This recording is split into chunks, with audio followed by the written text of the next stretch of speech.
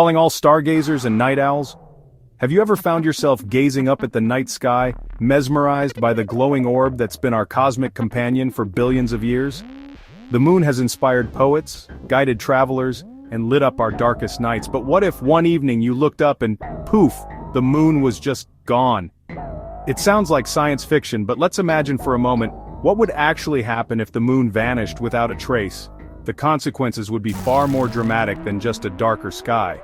The moon isn't just a pretty face in the sky, it's a cosmic force that shapes life on Earth in ways you might never have realized. Here's why losing the moon would be a total disaster for our planet. Okay, so the moon's gone. Poof! The very first thing you'd notice, the tides would freak out.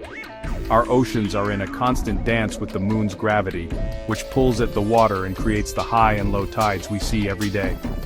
Without the moon's gravitational pull, our oceans would calm down, but not in a good way. The tides would shrink dramatically, becoming only about a third as strong as they are now, thanks to the sun's weaker influence. That might sound peaceful, but it would actually throw entire ecosystems into chaos. Tides would be way smaller, about a third of what we have now. The gentle rise and fall of the sea that shapes our coastlines would become barely noticeable. Many beaches would look completely different, and the rhythm of life along the shore would be disrupted. That means tons of coastal creatures like crabs and sea turtles would lose their way of life.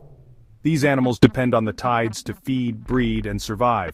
Without the moon, their carefully timed routines would be thrown off, and many species could face extinction. The loss of tidal pools and shifting sands would ripple through the entire food chain, affecting birds, fish, and even humans who rely on the sea for food. And those wild midnight turtle hatchings? History.